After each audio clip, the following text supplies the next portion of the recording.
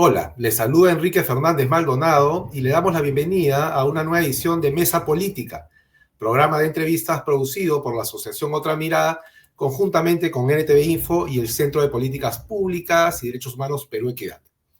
Esta semana se aprobó el reglamento de la ley que regula el Sistema Integral Previsional Peruano, un sistema único, universal e integrado, como lo define el reglamento, con administración pública y privada, que aplica tanto para el Sistema Nacional de Pensiones, la ONP, como al sistema privado de pensiones, las AFPs. La aprobación de este reglamento estuvo precedida por una intensa movilización ciudadana este sábado 13 en el centro de Lima, cuestionando y protestando por los alcances de esta ley de pensiones y por la anticipada aprobación del reglamento que regula la ley del sistema previsional. Hay muchas voces críticas con relación a esta reforma previsional porque se aduce que favorece a un pequeño grupo de empresas, la mayoría de ellas transnacionales, las administradoras de fondos de pensiones, que son 4, que forman un oligopolio para el sistema previsional peruano, y que no protege ni anticipa lo que va a ser, digamos, el tratamiento de las pensiones en el mediano y corto plazo en el país. Para hablar de esta ley y su reglamento, contamos hoy con la importante participación del abogado Álvaro Vidal.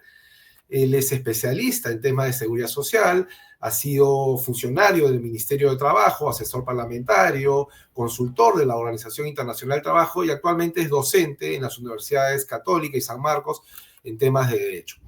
Álvaro, bienvenido a Mesa Política. Sí, muy buenos días, Quique. Gracias por la invitación.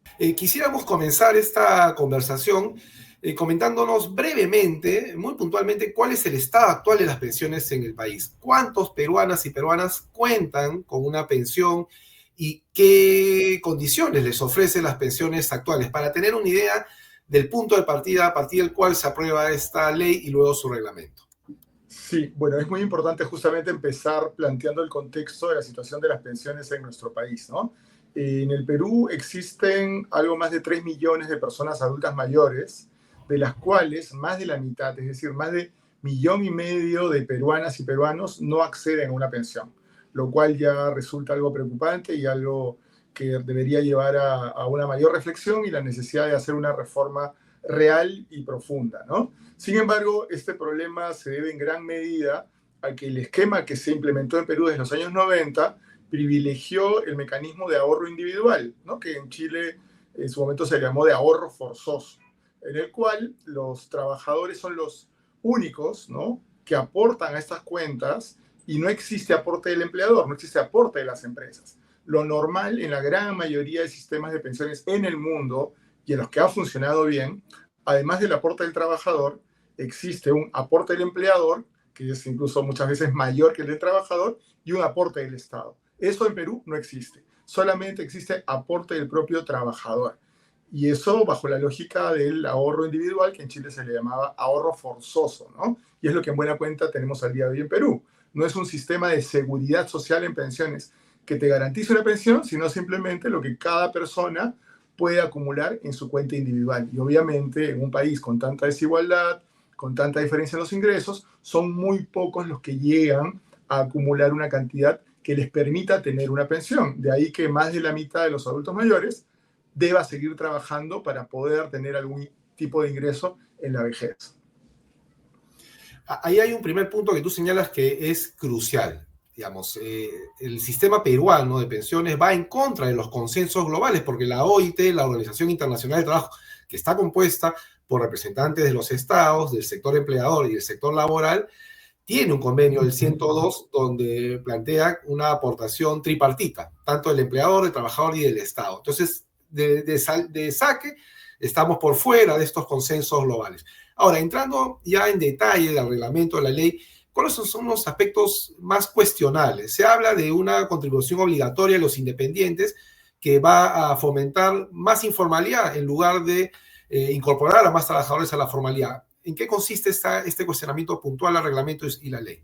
Sí, efectivamente, en el caso de nuestro país, ya el año 2013 hubo un intento de incorporar a los independientes en los sistemas de pensiones.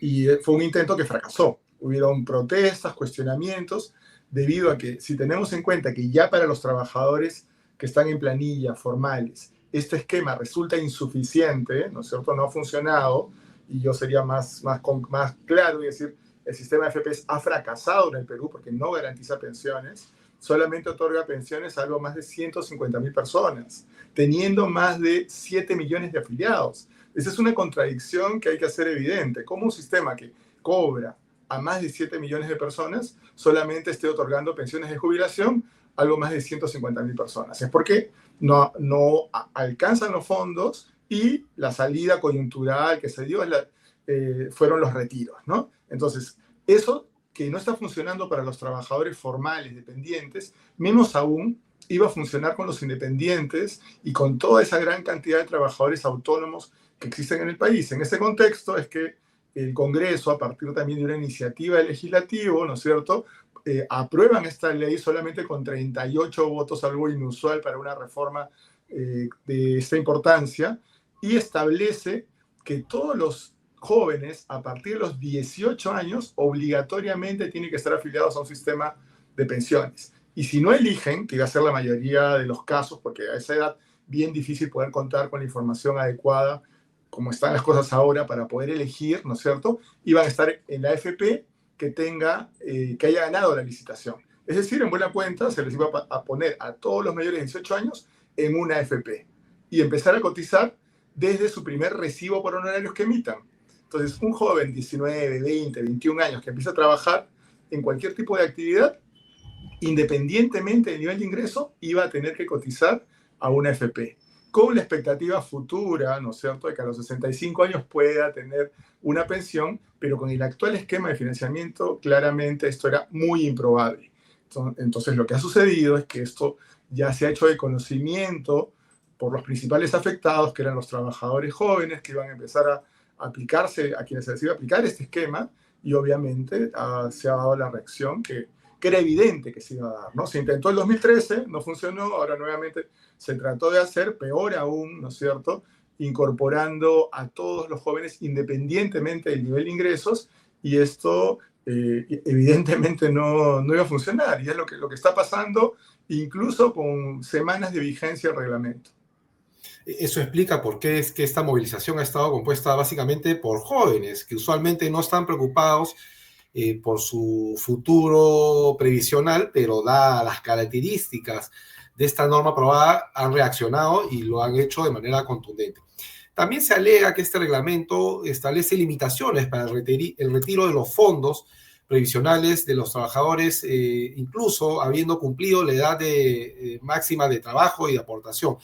¿Qué significa esto específicamente, Álvaro? Sí, la ley de reforma aprobada por este Congreso y reglamentada por este gobierno establecía que si algún trabajador o algún afiliado hacía retiro de parte de sus fondos, no todos, sino incluso parte de sus fondos, no iba a tener acceso a la pensión mínima garantizada, a la pensión que le corresponde por ser trabajador como cualquier otro. Según la regulación actual, para que uno tenga derecho a una pensión en el sistema nacional, tienes que trabajar 20 años, lo cual ya de partida es bastante difícil, ¿no?, formalmente, ¿no? Y se estableció que eso mismo iba a aplicar para las AFP. Si trabajabas 20 años de manera formal, tenías derecho a una pensión en base a tus aportes. Sin embargo, se incluyó una disposición en el sentido de que si esta persona hacía retiro de parte de sus fondos, no iba a tener derecho a la pensión ni a ningún programa social, lo cual claramente no solamente es injusto, sino hasta podría ser inconstitucional, porque no se le puede negar acceder a esta garantía, que es un derecho, por haber hecho uso parcial de fondos que además le pertenecen. Entonces, eso de partida claramente era injusto y era, creo yo, inconstitucional, porque se está incluso sancionando a aquellas personas que, cayendo en una situación de pobreza, puedan acceder a algún tipo de programa social como Pensión 65, prohibiendo esa posibilidad. Antes de entrar a unas consideraciones de carácter económico, porque estamos hablando de un sistema que favorece a un pequeño grupo de empresas, que son 4, 3 de ellas de carácter transnacional, es decir, que no son, digamos, empresas peruanas. Una de ellas es parte del grupo Romero, que tiene también cierta característica transnacional. Pero antes de entrar a ese punto, Yo lo que quisiera que nos aclares a los seguidores de Mesa Política es, digamos, cuáles podrían ser los efectos económicos o fiscales de esta ley y su reglamento a futuro, porque al parecer al establecer un piso mínimo de pensión en 600 soles y tener estas características en cuanto a la aportación, que como vemos probablemente favorezca más informalidad, que los jóvenes no emitan recibos por honorarios para que no se les haga el descuento, ojo, no solo de su cotización, sino también de las comisiones de las AFPs, que dicho sea de paso, son más altas de lo que se cobran en otros fondos de inversión o bancos internacionales y que son un negocio redondo para las AFPs. ¿Qué implicancias va a tener a futuro en términos de carga fiscal? Sobre eso también se ha discutido estos días. Sí, efectivamente, esta reforma incorporaba también tomar parte del IGB, del impuesto al consumo que tenemos todos, ¿no es cierto?, como consumidores, para trasladarlo a las cuentas individuales. Pero a partir de estudios que se han hecho, se verificó que el aporte para mejorar la pensión era insignificante. Esto no iba a mejorar de manera importante las pensiones, pero sí iba a lograr el efecto de que de manera acumulada las AFPs manejen un fondo mayor y con el actual esquema de cobro de comisiones que se hace sobre el fondo, iban a cobrarte, ¿no es cierto?, periódicamente la comisión por administración y obviamente esto iba a generar más utilidades para los dueños de las AFPs. Y esto se ha verificado en el caso de nuestro país. En la reforma del 2013, que se cayó respecto a la obligación de aporte de los independientes, se mantuvo el esquema de cobro de comisiones sobre el fondo, lo cual significó que si un trabajador peruano incluso perdía el empleo, no tenía sueldo, todo el periodo de pandemia que quizás dejó de aportar, la AFP seguía cobrando la comisión sobre el fondo, lo cual claramente es inequitativo, ¿no? No solamente estás afectando al fisco, reduciendo la recaudación por IGB, sino que además estás estableciendo que la garantía de la pensión mínima sea con cargo al fisco, incluso en el sistema privado. Entonces, las AFP ganan por los dos lados. No garantizan pensión mínima, sino va a ser con cargo al fisco. Y por otro lado, este ingreso que debería ir al fisco vía IGB se va a trasladar al fondo del cual van a cobrar su comisión. Y esto explica por qué en el caso de Latinoamérica, que son ya pocos los países que tienen esquema de AFP, las comisiones más altas por administración son las que se cobran en Perú. Más caras que en Chile, más caras que en Colombia, más caras que en México, teniendo un nivel de ingresos mucho menor. Y eso tiene que ver con el esquema de cobro de comisiones, que con esta reforma no iba a variar, ¿no? Se habló de una comisión sobre rentabilidad, pero quien determinaba la comisión era la propia AFP.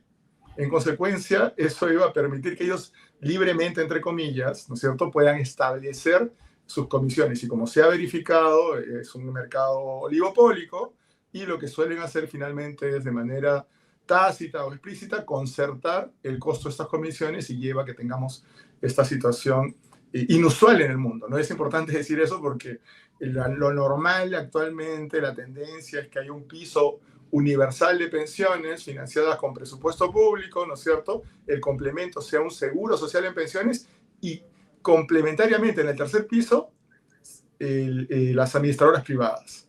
Acá no, acá en Perú se quiere insistir en que la base sean AFPs y ahora bancos u otro tipo de empresas privadas y debilitar más bien el sistema público, con un agregado, que esta reforma está convirtiendo a la ONP también en una administradora de cuentas, ¿no? Lo cual es gravísimo, porque se pierde la garantía de solidaridad en las pensiones para los actuales adultos mayores. Eso también pone en riesgo la propia sostenibilidad basada en la solidaridad intergeneracional, que era el sustrato, ¿no es cierto?, del sistema público de pensiones.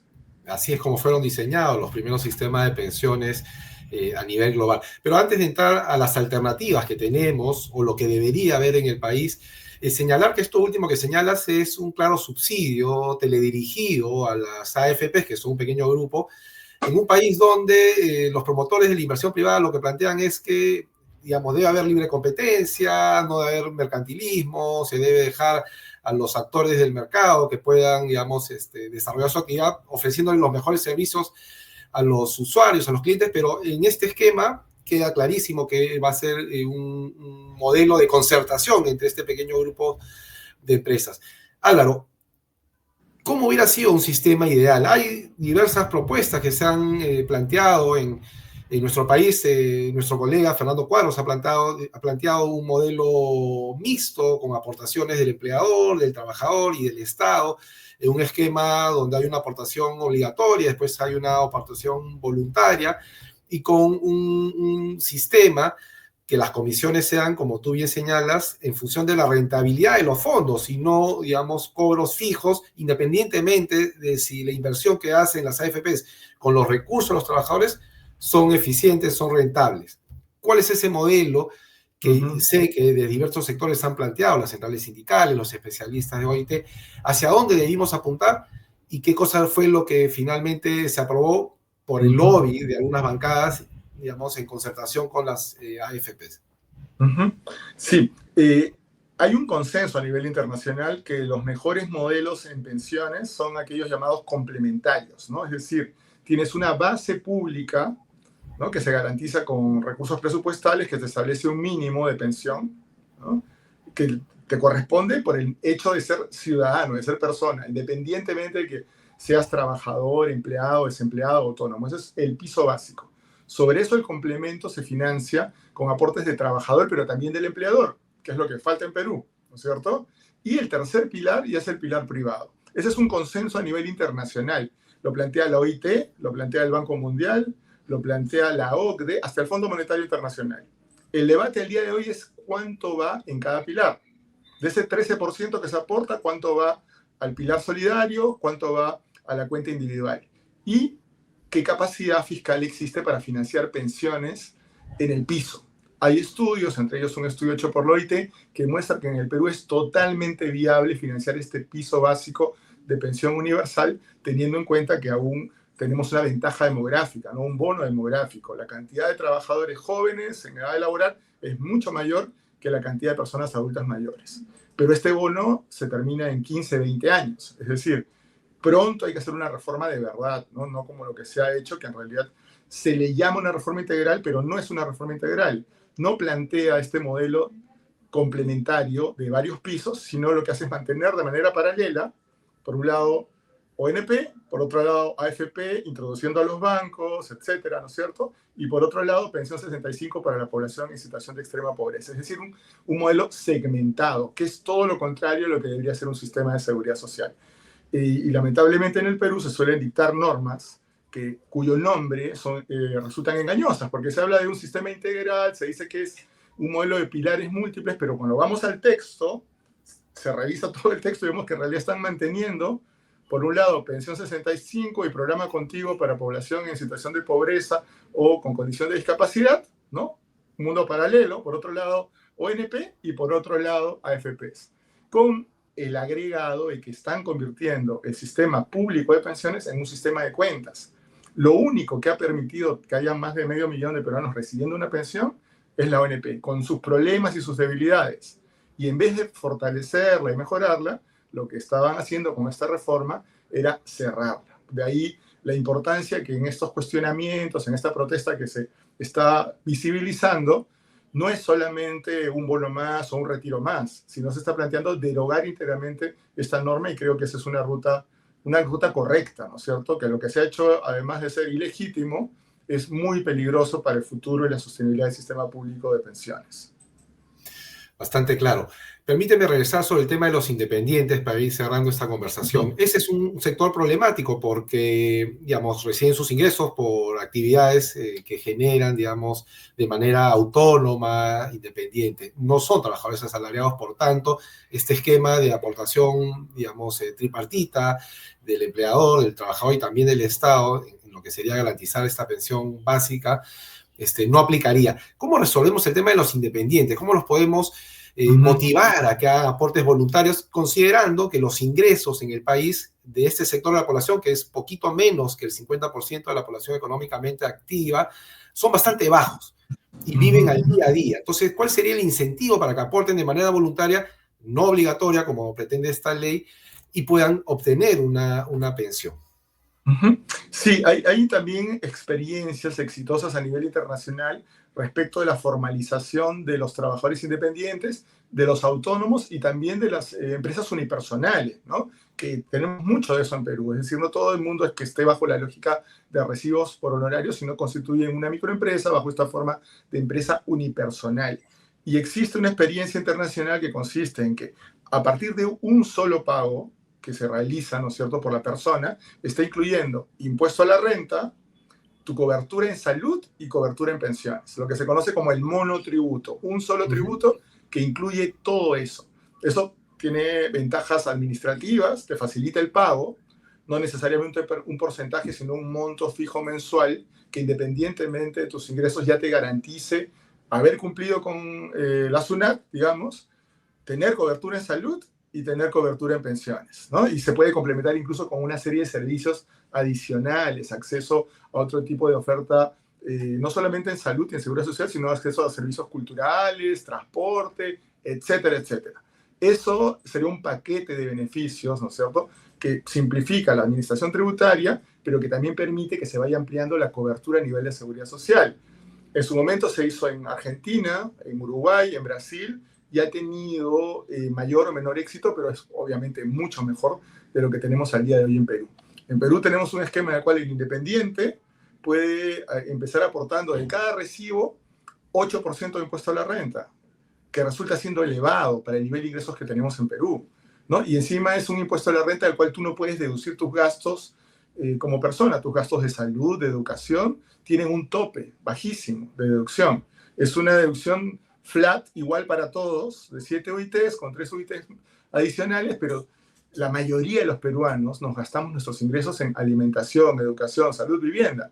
No tenemos capacidad de ahorro. Entonces, que se nos cobre un impuesto a la renta que no responda a ese criterio real de ingresos es absurdo. Deberíamos establecer una tasa realista de impuesto a la renta, complementar eso con salud, pensiones, ¿no? Un paquete de beneficios que se evidencia en el día a día, no de acá cuando tengas 65 años, sino desde hoy. Y esos mecanismos, como te menciono, de monotributo, han resultado exitosos en países con alta informalidad y con mucho trabajador autónomo independiente. Esa ruta no se ha querido seguir en Perú. Se ha seguido con lo mismo de siempre, tu retención de impuesto a la renta por un lado, IGB si constituyes tu empresa, y en algún momento, si entras a planilla, salud, pensiones, etc. Yo creo que habría que tomarse en serio estas opciones que han sido exitosas en otros países y empezar a evaluar esos mecanismos. O sea, hay alternativas y qué bueno que se abra un debate público sobre este tema. Lamentablemente, cuando ya se aprobó el reglamento, esta movilización ciudadana, esta protesta del fin de semana, llegó muy justa para frenar esta iniciativa del Congreso, que como vemos se parece mucho a otras iniciativas que se regulan, se reglamentan, digamos, a espaldas de la ciudadanía, digamos, de los trabajadores y las trabajadoras. Finalmente hay una consideración, digamos, de carácter económico, sobre el cual también quisiera tener tu opinión para ir cerrando esta conversa. La ley posibilita que las AFP puedan invertir los aportes de los trabajadores hasta en un 80% en otros mercados, en otras economías, en lugar de destinarse parte de ese fondo, que no es poco, son 91.000 millones de soles, según el cálculo de algunos economistas, en potenciar la economía nacional para que los aportes de los trabajadores puedan, digamos, generar un mercado interno fluido, dinámico, y eso, digamos, mejore la situación económica de las personas. Ese es un elemento que también, digamos, hay que considerar en el análisis de esta ley y su reglamento. Sí, totalmente, Quique, totalmente, porque cuando se creó el sistema privado de pensiones en Perú, uno de los argumentos que se dio es que iba a servir para movilizar, ¿no?, y hacer crecer la economía interna. Y inicialmente el límite para las inversiones en el exterior fue de 10%. Luego se amplió el 30%, 50%, ahora hasta por encima del 70%. Es decir, la mayor parte de los recursos pensionarios de los trabajadores, en vez de invertirse en Perú, se pueden invertir en el exterior, ¿no? Y eso responde también a que quienes son los verdaderos propietarios de estos fondos tienen un interés más en rentabilizar en el exterior que rentabilizar dentro del país. Claramente, parte de una política seria en seguridad social debería de tener en cuenta que estas inversiones se hagan en Perú, pero también en beneficio de quienes son los propietarios de los fondos, que son los propios trabajadores. Conversábamos hace un par de días justamente con con representantes del gremio médico respecto del déficit de inversión en salud que existe en Perú. Perú es uno de los países que tiene menor inversión pública en salud, por debajo del promedio latinoamericano, ¿no? El estándar es 5 o 6% del PBI, en Perú estamos 2.4% del PBI en salud. Claramente la pandemia demostró que hay un déficit de inversión en infraestructura, en hospitales, industria farmacéutica, clarísimo, no tenemos industria farmacéutica. Si la seguridad social recuperara estos fondos para la propia seguridad social, podría redirigir eso a inversiones, obviamente con las garantías y control a nivel de gobernanza de que esto se haga bien, en una mirada más estratégica de inversiones, ¿no? Esto no va a suceder claramente si esto se sigue administrando de la forma como se está haciendo ahora, con opacidad, sin transparencia, y se ha verificado que muchas veces han sido inversiones que han resultado más bien en pérdida, no resultando en generar mayor rentabilidad. Por ejemplo, ¿qué hacen recursos de los peruanos en una empresa como Telefónica, que claramente está en una situación en rojo actualmente, ¿no? Incluso se ha vendido de una manera un tanto oscura, ¿no? a una empresa argentina que tiene cero experiencia en telefonía, y hay recursos de los trabajadores peruanos en esa empresa. No tiene ningún sentido. Esto habría que redirigirlo a empresas que realmente nos garanticen una mayor rentabilidad y a la vez también aporten a la mejora de las condiciones de los trabajadoras y trabajadores peruanos, ¿no? Algo que no ha sido considerado por este Congreso, que en lugar de fiscalizar precisamente cómo se manejan los fondos de los peruanos, que además son la garantía de tener un futuro decoroso, digno en la vejez, se invierten en empresas que tienen pues problemas financieros y que además se están retirando del país, como dices tú, en un contexto de bastante discreción y falta de transparencia. Álvaro, te agradecemos tu participación en Mesa Política. Este tema seguramente va a seguir siendo objeto de discusión pública, así que esperamos contar contigo en otra oportunidad en Mesa Política. Bien, muchas gracias a ustedes. Nos vemos. Muchas gracias. Sí, y a todos los seguidores de Mesa Política los invitamos a compartir el contenido de este programa a través de las redes sociales que aparecen en la parte inferior de su pantalla, y con nosotros será hasta otra oportunidad.